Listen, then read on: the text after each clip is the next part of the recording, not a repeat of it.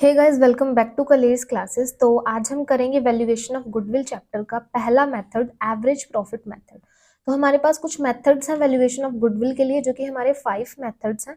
Average profit method, super profit method, capitalization method, purchase consideration method and annuity method.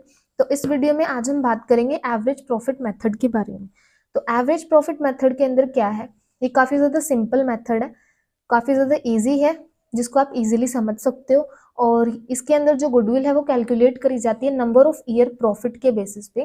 कुछ years के profits आपको given होंगे question में, उनको आपको टोटल करना है एंड देन उनका एवरेज करना है। एवरेज किस तरीके से होगा, मान लो आपको क्वेश्चन में मेंशन है 5 ईयर के प्रॉफिट, तो उनको टोटल करोगे और 5 से डिवाइड करोगे तो वो हो जाएगा आपका एवरेज।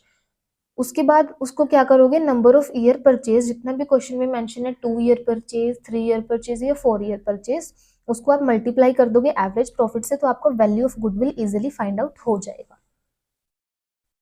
नेक्स्ट हमारे पास है कि जो एवरेज प्रॉफिट है उसको एज अ बेस क्यों यूज किया जाता है। ये भी काफी ज्यादा इंपॉर्टेंट चीज है, क्योंकि क्वेश्चंस करने से पहले ये क्लियर होना चाहिए कि क्यों एवरेज प्रॉफिट को एज अ बेस यूज किया जाता है और नंबर ऑफ ईयर परचेज का कॉन्सेप्ट क्या है।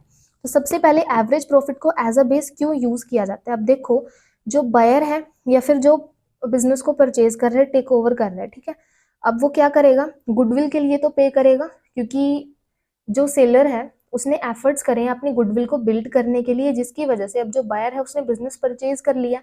अब फ्यूचर में वो प्रॉफिट्स अर्न करेगा किसकी गुडविल की बेसिस पे, सेलर की गुडविल के बेसिस पे, है ना। तो वो फ्यूचर प्रॉफिट्स को एस्टिमेट जरूर करेगा कि इन फ्यूचर मेरे को कितने प्रॉफिट्स होंगे, ठीक है ना। तो फ्यूचर प्रॉफिट्स किसके ऊपर डिपेंड होंगे, एवरेज परफॉर्मेंस के बेसिस पे, कि पास्ट ईयर प्रॉफिट कितने हैं, पास्ट में कितने प्रॉफिट बिजनेस ने अर्न करे हैं, उनको कंसीडर किया जाएगा, एज अ बेस उसको ट्रीट किया जाएगा। अब पास्ट ईयर के प्रॉफिट को एज अ बेस आप ले रहे हो, लेकिन जो एवरेज है ना उसका, वो काफी ज्यादा रिलायबल और अथेंटिक रिजल्ट्स आपको प्रोवाइड करेगा as compare to single years profit, क्योंकि सिंगल ईयर प्रॉफिट में काफी ज्यादा आपकी क्या बोल सकते हैं उसको, एबनॉर्मल सर्कमस्टांसिस, कुछ एबनॉर्मल लॉसेस, गेन्स या कुछ अदर भी एडजस्टमेंट हो सकती हैं, जिसकी वजह से आपका सिंगल ईयर प्रॉफिट क्या होगा, इफेक्ट होगा इस चीज की वजह से। तो उनका एवरेज जो है काफी ज्यादा रिलायबल रिजल्ट्स आपको प्रोवाइड करेगा as compare to single year profit, ठीक है, जिसकी वजह से आप क्या कर सकते हो, आपकी गुडविल जो है आप फाइंड आउट कर सकते हो। क्योंकि सिंगल ईयर के प्रॉफिट में काफी सारी एडजस्टमेंट, हालांकि जब आप एवरेज प्रॉफिट कैलकुलेट करोगे तो पहले प्रॉफिट से आप एडजस्टमेंट करोगे, जो भी आपने लेस करना होगा, ऐड करना होगा, वो सारी चीजें करोगे, उसके बाद आप एवरेज निकालोगे, तो वो काफी ज्यादा रिलायबल रहेगा, अथेंटिक रहेगा, ट्रस्टेबल है, ठीक है ना। उसके बाद हमारे पास आता है concept of number of year purchase, की जो हमारा फॉर्मूला है एवरेज प्रॉफिट मेथड के अंडर, वैल्यू ऑफ गुडविल का average profit into number of year purchase. Average profit का के बारे में हमको पता चल गया कि इसको आप एज अ बेस क्यों लेते हो, ठीक है। नेक्स्ट हमारे पास नंबर ऑफ ईयर परचेज का कॉन्सेप्ट है। अब ये नंबर ऑफ ईयर परचेज क्यों लिया जाता है, अब इसके पीछे बेसिक सा लॉजिक है। देखो, जैसा कि हमने बात की कि जो परचेजर है या बायर है, वो बिजनेस को क्या कर रहा है, उसने टेक ओवर कर लिया है, खरीद लिया है, किससे, सेलर से। अब जो सेलर है उसने कोई एफर्ट्स करे होंगे, जिसकी वजह से उसने अपनी गुडविल बिल्ड करी है, जिसकी वजह से वो प्रॉफिट अर्न कर रहा है, ठीक है ना। अब जो परचेजर है वो एकदम से अपनी गुडविल बिल्ड नहीं कर सकता है ना, आराम आराम से टाइम लगता है इस चीज में, गुडविल को बनाने में, अपना गुड नेम बनाने में, है ना।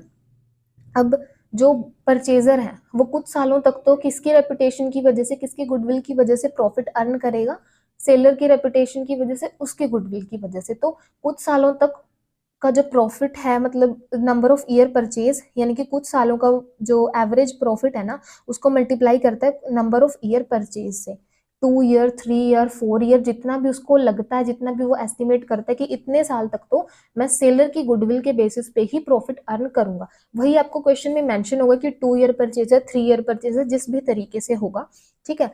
तो जो परचेजर के एफर्ट से पहले सेलर की गुडविल, सेलर के एफर्ट्स से ही जो कस्टमर है वो रिकॉग्नाइज करेंगे उस बिजनेस को, और उसी की वजह से कुछ सालों तक प्रॉफिट कौन अर्न करेगा, परचेजर अर्न करेगा, क्योंकि उसने वो बिजनेस परचेज कर लिया है, और उसी के लिए, उन्हीं एफर्ट्स के लिए, उसी गुडविल के लिए जितने सालों तक वो अर्न करेगा, उसकी जो कंपनसेशन है वो किसको पे करेगा, सेलर को पे करेगा, सेलर के एफर्ट्स के लिए। This is the concept of number of year purchase, ठीक है। उसके बाद हमारे पास आता है कुछ प्रिकॉशंस हैं एक्चुअल एवरेज प्रॉफिट्स को कैलकुलेट करने के लिए। अब average profit actual average profit में भी डिफरेंस है। एवरेज प्रॉफिट जो कि एडजस्टेड नहीं है, एक्चुअल एवरेज प्रॉफिट जिसमें से एडजस्टमेंट कर दी गई है। अब क्या क्या एडजस्टमेंट्स आपको करनी पड़ेंगी एवरेज प्रॉफिट में सो डेट एक्चुअल एवरेज प्रॉफिट तक पहुंच सको। सबसे पहला हमारे पास आता है एबनॉर्मल गेन। एबनॉर्मल गेन कोई भी ऐसी इनकम या कोई भी ऐसा प्रॉफिट आपने कमाया जो कि नॉर्मल कोर्स ऑफ बिजनेस में आपको नहीं होता है, ठीक है ना। मान लो आपने किसी भी लैंड को सेल किया, किसी एसेट को सेल किया, देन ये क्या है एबनॉर्मल प्रॉफिट। अब हर साल तो आप ऐसा नहीं करोगे ना, नॉर्मल कोर्स ऑफ बिजनेस से ये आपको प्रॉफिट नहीं हुआ है तो इसको आप क्या कर दोगे, लेस कर दोगे जिस भी ईयर में ये आपको प्रॉफिट होगा, ठीक है। नेक्स्ट हमारे पास आता है एबनॉर्मल लॉस। तो ये एबनॉर्मल गेन के बिल्कुल ही अपोजिट है। जिस तरीके से एबनॉर्मल गेन था उसी तरीके से एबनॉर्मल लॉस भी होगा।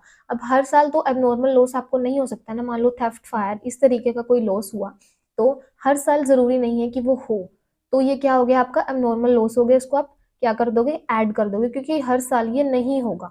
उसके बाद हमारे पास आता है इनकम फ्रॉम इन्वेस्टमेंट। अब देखो, जो भी आपका मेन बिजनेस है, इन्वेस्ट आपने कहीं किसी भी सिक्योरिटीज में इन्वेस्ट कर रखा है, वहां से आपको इंटरेस्ट आता है।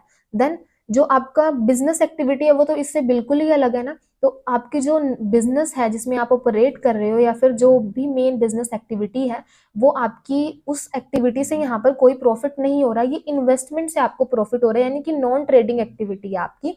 सो यहाँ से जो भी इनकम होगी वो क्या कर दोगे, आप लेस कर दोगे, क्योंकि ये ऑलरेडी क्या होगा, एडेड होगा, ठीक है ना। उसके बाद हमारे पास आता है हमारे पास non operating income. Non operating income वही किसी नॉन ट्रेडिंग एसेट से आपको क्या होगी है, इनकम रिसीव होगी है। मान लो कोई प्रॉपर्टी आपने रेंट पे दे दी है तो वहां से आपको क्या रिसीव हो गया है, इनकम रिसीव हो गया, तो वो आपका मेन बिजनेस एक्टिविटी तो नहीं है ना, नॉन ट्रेडिंग एक्टिविटी हो गई आपकी।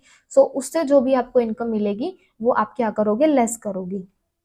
उसके बाद operating expenses expected to be incurred in future, कि ऐसे एक्सपेंसेस जो कि इन फ्यूचर आपको हो सकते हैं। तो इन फ्यूचर में अगर एक्सपेक्ट किया जा रहा है कि वो होंगे, तो जितने भी ईयर्स के प्रॉफिट आपको गिवन है उन सभी में से आप उसको लेस कर दोगे। मान लो अज्यूम कर दिया गया कि रेंट पहले 1000 था, लेकिन अब 2000 पर मंथ आपको एक्स्ट्रा रेंट पे करना पड़ेगा, तो वो एक्स्ट्रा एक्सपेंस आपको पे करना पड़ेगा ना रेंट, तो वो ऑपरेटिंग एक्सपेंस है जो कि एक्सपेक्ट किया जा रहा है कि फ्यूचर में आप दोगे, तो वो सारे ईयर्स के प्रॉफिट्स में से क्या करोगे, आप लेस करोगे। उसके बाद कोई भी इनकम एक्सपेक्ट करी जा रही है फ्यूचर में हो सकती है, तो उसी तरीके से सेम है, सभी ईयर्स में क्या कर दोगे, आप उसको ऐड कर दोगे अगर कोई इनकम एक्सपेक्ट करी जा रही है कि फ्यूचर में आपको रिसीव हो सकती है।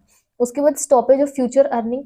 मान लो कोई भी अर्निंग आप रिसीव कर रहे थे नंबर ऑफ ईयर से, ठीक है, अब वो डिसकंटिन्यू हो गई है, अब आपको वो रिसीव नहीं होगी, तो उसको भी क्या कर दोगे, आप लेस कर दोगे सभी एवरेज, या तो टोटल कर लो आप एवरेज प्रॉफिट्स का, ठीक है ना, या फिर सेपरेट ईयर्स में से भी आप लेस कर सकते।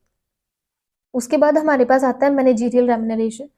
रेम्युनरेशन सैलरी कुछ भी आपको देना पड़ेगा तो वो लेस कर दोगे आप। उसके बाद इनकम टैक्स, सबसे मेन चीज, जो भी आपको रेट्स गिवन होंगे क्वेश्चन में उसके अकॉर्डिंगली आपने क्या कर देना है, जो भी टैक्स बनेगा उसको क्या कर देना है, लेस कर देना है, ठीक है। उसके बाद सिंपल आपके प्रॉफिट्स आएंगे, उनका एवरेज करोगे into number of year purchase, simply आपकी गुडविल निकल जाएगी, ठीक है जी।